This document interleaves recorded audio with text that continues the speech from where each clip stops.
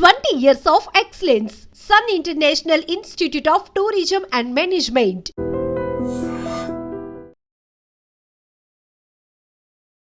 అందరికీ నమస్తే, welcome to I dream. నేను మీ చాణక్య.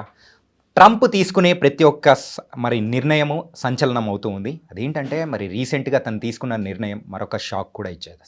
అదేంటి, ఇరాన్తో సహా 12 దేశాలకు అందులో ఉన్న పౌరులను మాత్రం మా అమెరికా కంట్రీకి రావద్దు, మేము బ్యాన్ విధిస్తున్నామని చెప్పేసి ప్రకటించిన తర్వాత ఉన్న పరిస్థితులు చూస్తూ ఉంటే నిజంగా షాక్ అనిపిస్తూ ఉంది. ఇంకా ట్రంప్ తీసుకోబోయే నిర్ణయాలు కానీ ఎలా ఉండబోతున్నాయో ఏంట అనే దాని గురించి మాట్లాడడానికి ఇప్పుడు మనతో పాటు కూడా హైకోర్టు న్యాయవాది పృథ్వీ గారు ఇప్పుడు మనతో పాటు ఉన్నారు. సార్తోనే మాట్లాడదాం. ఇంకా దీని గురించి ఇండియాలో ఉన్న వాళ్ళకి ఏదైనా కానీ దెబ్బ పడుతుందా, దాని గురించి కూడా తెలుసుకుందాం. Hi sir. నమస్తే సార్. నమస్తే చేతి. సార్, ట్రంప్ తీసుకుంటున్న నిర్ణయం ప్రతి ఒక్కటి సంచలనమే. ఇన్ఫ్యాక్ట్ చెప్పాలంటే నిర్ణయాలుగా లేవు, షాకుల్లా ఉన్నాయి ప్రతి ఒక్కరికి, ప్రపంచంలో ఉన్న వాళ్ళందరికీ. అలాగే 12 దేశాల పౌరులకు కూడా అయితే రావద్దు, మేము బ్యాన్ విధిస్తున్నాము అని చెప్పేసి డైరెక్ట్ చెప్పేస్తూ ఉన్నారు. మరి ఇందులో ఇండియా ఉందా, లేకపోతే ఆ జాబితాలోకి మిగతా చేర్చే అవకాశాలు ఏమన్నా ఉంటాయంటారా? చేతు, ఇండియా ఉండే ఆస్కారం అసలు ఆలోచనే మనం పెట్టుకోక్కర్లేదు. ఓకే. ఎందుకంటే 2 ఫ్యాక్టర్స్. ఒకటి, ఇప్పుడు బ్యాన్ విధించిన కంట్రీస్ అన్నిటిని కూడా 12 కంట్రీస్ ఏదైతే ఉన్నాయో అవన్నీ టెర్రరిస్ట్ ప్రో కంట్రీస్. ఓకే. ఆ కంట్రీలోకి ఇండియా ఎప్పుడు రాదు. ఇండియా కూడా ఫైట్ అదే. నా కంట్రీలో టెర్రరిజం పెరిగింది, దాన్ని కంట్రోల్ చేయడానికి మెథడాలజీ, పుల్గామా అటాక్ కానీ, సింధు కానీ, ఇవన్నిటికీ మనం ఒక క్లియర్ నోట్ ఇచ్చాం. మేము ఏదైనా టెర్రరిస్ట్ ఎవరైనా వస్తే మేము ఉపేక్షించమని చెప్పి ప్రపంచాన్ని మనం ప్రకటించాం. సేమ్ పాత్రలో అమెరికా కూడా వెళ్తుంది. ఈ మధ్యకాలంలో ఏమైందంటే కొన్ని స్టేట్స్లో ఈ టెర్రరిస్ట్ అటాక్స్ బాగా పెరిగిపోయినాయి. మళ్ళీ ఎప్పుడో 9/11 తర్వాత, ట్విన్ టవర్స్ కూలిన తర్వాత బాగా పెరిగింది. అంటే ఈ మధ్యకాలంలో పెరిగిందని చెప్పచ్చు. ఈవెన్ ట్రంప్ హిమ్సెల్ఫ్, అతనే ఒక ఎలక్షన్ క్యాంపెయిన్లో తన మీద అటాక్ జరగటం, అటాక్ని చాలా దగ్గరగా చూసిన వ్యక్తి. ఇప్పుడు అటాక్ అయిన వాడికి తెలుస్తుంది ఆ బాధ ఏంటో, ఏదైనా వస్తే ఎట్లా ఉంటుందని. ఈ మధ్యనే ఈ వాట్ వి కాల్ కంట్రీలో ఒక ఎంబాసీ మీద 2 అంబాసిడర్స్ని ఉద్యోగస్తులను కాల్చి చంపేసేసారు అక్కడ. అండ్ అది కూడా అమెరికన్ ప్రెసిడెంట్ ఉండేటువంటి వాషింగ్టన్ డీసీలోనే జరిగింది. ఇవన్నిటిని చూసి ఈ ట్రావెలర్స్ బ్యాన్ అన్నది ఖచ్చితంగా అతను విధిస్తాడు అని ఆల్రెడీ ఫోర్కాస్టెడ్. అదేమి కొత్త అధ్యాయం కానీ చెప్పక్కర్లేదు. 2017లో నవంబర్ 2017 ఇట్లాగే ట్రావెలర్స్ బ్యాన్ అప్పుడు కూడా ట్రంప్ ప్రెసిడెంట్గా ఉన్నప్పుడు ఒక 9 కంట్రీస్ మీద చేశాడు. ఓకే. అప్పుడున్న కంట్రీస్లో ఇప్పుడు కూడా కొన్ని లిస్టులు ఉన్నాయి. లైక్ ఇరాన్ అయినా కావచ్చు, ఈజిప్ట్ మీద కాకపోయినా సరే ఈజిప్ట్ ఆల్సో పార్షియల్లీ అటాక్డ్ అని చెప్పచ్చు ఈ బ్యాన్లో. కొన్ని కంట్రీస్ మీద తన స్పెసిఫిక్గా చేసిన దానికి అప్పుడు ఉండేటువంటి ఫెడరల్ గవర్నమెంట్ ఏం చేసిందంటే, ఫెడరల్ కోర్ట్స్ ఏం చేసినాయి అంటే అతను బ్యాన్ ఒప్పుకోము అని చెప్పింది. బ్యాన్ ఎత్తేయాల్సి వచ్చింది. మళ్ళీ దానికోసం ఇంకో 2 కంట్రీస్ని కలిపి లేదు నేనేమి ఒక ముస్లిమ్స్ని కంట్రీస్ మాత్రమే తీసుకురావట్లేదు, నేను ఈ టెర్రరిస్ట్ ఎక్కడైతే ఉన్నారో వాళ్ళందరినీ తీసుకొస్తున్నాను అని చెప్పేసి తీసుకొచ్చి అప్పుడు దాన్ని ఏదో గట్టెక్కిచ్చాడు. ఈసారి ట్రంప్ తీసుకునేటువంటి 12 కంట్రీస్ బ్యాన్లో ప్రతి దానికి ఒక రీజన్ చెప్పాడు, ప్రతి కంట్రీకి ఒక రీజన్ చెప్పాడు. తన 12 కంట్రీస్ బ్యాన్ అనేది 9th June 2000 మండే నుంచి అది అమల్లోకి వస్తుంది. Like Sudan, Somalia, Ethiopia and equatorial Congo, ఈ మియన్మార్, మన పక్కన ఉన్నటువంటి బర్మా, మియన్మార్ కావచ్చు, ఇవన్నిటినీ కూడా కొన్ని ఇప్పుడు ఇరాన్ అండ్ కాంగో అయితే డైరెక్ట్గా వాళ్ళు స్టేట్ స్పాన్సరింగ్ టెర్రరిస్టులే ఉన్నారంటున్నాడు. ఆ స్టేటే స్పాన్సర్ చేస్తున్న టెర్రరిస్టులు, వేరే వాళ్ళు ఎవరు లేరు. ఆ స్టేటే టెర్రరిస్టులను స్పాన్సర్ చేసేటువంటి స్థాయిలో ఉండేటువంటి countries.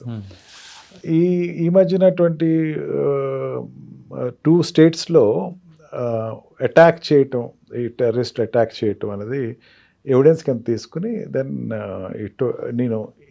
America must be a safe country.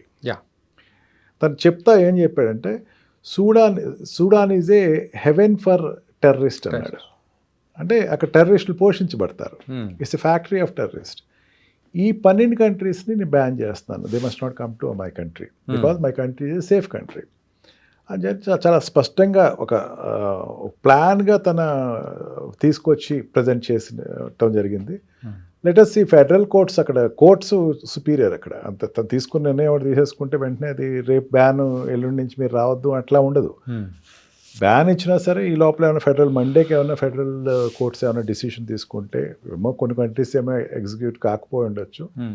తను ఫస్ట్ నుంచి ఇరాన్ మీద ఉండేటువంటి వ్యతిరేకత, ఇరాన్ ప్రజలు అండ్ దీంట్లో ఏంటంటే ఒకళ్ళ దెబ్బ కొడితే ఒకళ్ళకి ఎఫెక్ట్ జరిగినట్టు ఈజిప్టియన్స్ దీంట్లో టెర్రరిస్ట్ అటాక్లో కొంచెం బాగా ఉంది అని చెప్పేసి అసలు యాక్చువల్గా వచ్చిన రిపోర్ట్సే ఈజిప్ట్ టెర్రరిస్ట్ చేశారంటే ఈజిప్ట్ని ఎగ్జామ్ చేశాడు.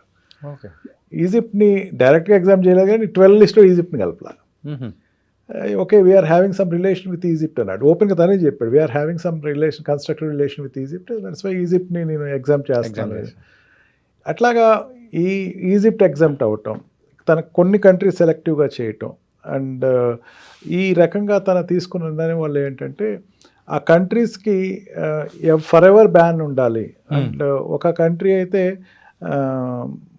లైక్ లావోస్ని కూడా హీ గేవ్ దట్ లిమిటెడ్ వీసాలు ఇవ్వండి వాళ్ళకి, ఇంకా పాస్పోర్ట్లు ఆపేసేసండి వాళ్ళు, డోంట్ ఎంట్రీ ద పాస్పోర్ట్ అన్నాడు.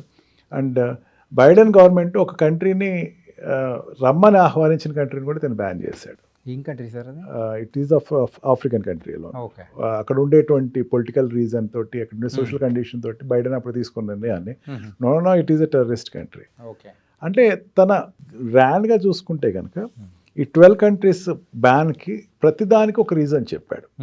దాన్ని ఒక 4 పారామీటర్స్లో అక్కడ ఉండేటువంటి లోకల్ అడ్మినిస్ట్రేషన్ తీసుకుంది అని చెప్పేసి తను చెప్పాడు. ఒకటి ఏంటంటే రెగ్యులర్లీ టెర్రరిస్ట్ ప్రొవోకింగ్ యాక్టివిటీస్ చేస్తే కనుక లాంగ్ స్టే ఉండి కదలకపోవటం వల్ల, వెనిజులా అని తీసుకున్నాడు, Venezuela is also in the ban, దాంట్లో లాంగ్ స్టే ఉండి వాళ్ళు ఇంకా వెళ్ళరు అక్కడి నుంచి కదలే పరిస్థితి. అండ్ కొన్ని European countries not this African కంట్రీస్కి ఏమని చెప్పాడంటే they refuse to give up their citizenship and stay in America. వాళ్ళ కంట్రీ సిటిజన్షిప్ వదులుకోరు, ఇక్కడ ఉంటున్నారు.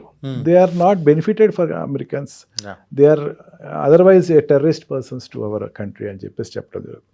అంటే it's a diplomatic decisions. Diplomatic డిసిషన్స్లో ఏ కంట్రీ అయినా తన స్వేచ్ఛ వ్యక్తం చేసుకోవచ్చు. మనం పాకిస్తాన్ పంపించేసాం, పాకిస్తాన్ వాళ్ళు మనకి సింధూర్ ఆపరేషన్ జరుగుతున్నప్పుడు we said that please leave, Hyderabad నుంచి వెళ్ళిపోయారు పాకిస్తాన్ వాళ్ళు, ఇక్కడి నుంచి వెళ్ళిపోమని చెప్పాం. ఇట్స్ ఎ డిప్లొమాటిక్ డిసిషన్స్ అవి. ఇట్స్ నాట్ ఆఫ్ ఒక స్పెసిఫిక్ అప్రెషన్స్ ఉండో లేకపోతే ఇది వీళ్ళు వెళ్ళిపోవటం వల్ల ప్రపంచానికి నష్టమనే కాదు. తను ఒక మాట అన్నాడు, I don't want to make America as Europe అన్నాడు. ఓకే, యూరోప్ లాంటి పరిస్థితి అమెరికా తీసుకురానన్నాడు. అది చాలా ఇన్డెప్త్గా ఆలోచిస్తే అర్థం అవుతుంది. యూరోప్లో ఏమైపోయిందంటే ఈరోజు చాలా కంట్రీస్ అక్కడికి వచ్చేటువంటి ఈ రెఫ్యూజీస్ని యాక్సెప్ట్ చేసి ఆ రెఫ్యూజీస్ వల్ల వాళ్ళు బయటికి వెళ్ళిపోవాల్సిన పరిస్థితి, రెఫ్యూజీ వాళ్ళు పాపులేషన్ ఎక్కువైపోవటం, వాళ్ళు మెయిన్ అంటే ఇదంతా కూడా he is pro to juice. అది ఓపెన్ ట్రూత్, అందరికీ తెలుసు. ఇజ్రాయెల్కి తను సపోర్ట్ చేస్తున్నప్పుడు వ్యతిరేకత రావచ్చు తన కంట్రీలో, it is directly evident. Israel వీళ్ళ అక్కడ ఉండేటువంటి పాస్పోర్ట్ అథారిటీస్ కానీ వాళ్ళ మీద అటాక్స్ జరిగినప్పుడు ఇట్స్ అక్కడ ఆ కంట్రీ ఇజ్రాయెల్ సపోర్ట్ ఇస్తున్నప్పుడు ఇజ్రాయెల్కి వ్యతిరేకంగా ఉండేటువంటి పాలస్తీనాస్ కానీ పక్కన ఉండేటువంటి ఈజిప్ట్ కంట్రీస్ కానీ వాళ్ళందరూ కూడా వ్యతిరేకిస్తున్నారు అక్కడ అమెరికాలో. ఆ వ్యతిరేకతని తగ్గించాలి అంటే ముందు ఆ కంట్రీస్ని రానివ్వకుండా చూడండి, ఉన్నవాళ్ళు పంపేసేయండి ముందు. Okay, 2 things will happen. ఉన్నవాళ్ళు బయట పంపేస్తారు, ఆ కంట్రీస్ నుంచి రావద్దు, ఫర్ ఎవర్ రావద్దు, మీరు రాకండి మా కంట్రీకి అని చెప్పేసి ఈ రకంగా డిసిషన్స్ విల్ బి టేకెన్. దీని ద్వారా మరి ఎంతవరకు ఆ దేశానికి ఉపయోగపడుతుందో ఏంటో చూడాలి. కాకపోతే ఇందులో ఎప్పటికీ మన ఇండియా అనేది కూడా ఇండియా ఎట్టి పరిస్థితుల్లో రాదు. ఎందుకంటే మన ఇప్పుడు ఉండేటువంటి ఇమిగ్రేషన్ స్టూడెంట్స్ కావచ్చు, ఎంప్లాయీస్ కావచ్చు, చైనా దాటి ఇండియా ఉంది ఈ రోజున.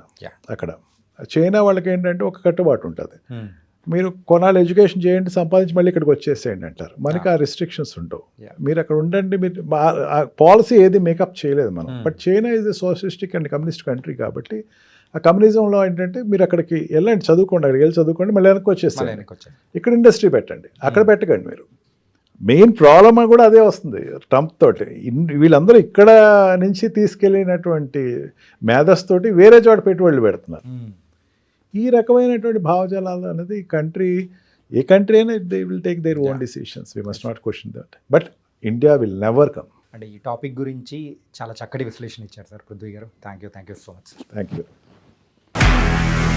నిజంగా ప్రస్తుతం ఉన్నటువంటి సమాజం దేనికి ప్రయారిటీ ఇస్తుంది? ఆర్థిక సంబంధాల చుట్టూ మాత్రమే తిరుగుతోంది. మళ్ళీ ఎన్నికలంగానే చాలా విరక్తి కలుగుతాను. మంచి అనిపిస్తుంది కదా, లేడీస్ కూడా ఛాలెంజింగ్ జాబ్స్ చేసినప్పుడు చాలా బాగుంటది. ట్రాఫిక్ అసిస్టెంట్స్ గా నియమించిన ట్రాన్స్జెండర్స్ అందరితో సాల్యూట్ చేయించుకుంటున్నారు. ఫుడ్ డెలివరీ ఇవ్వటానికి వెళ్ళినటువంటి డెలివరీ బాయ్ అనిల్ పై కళ్ళ ముందు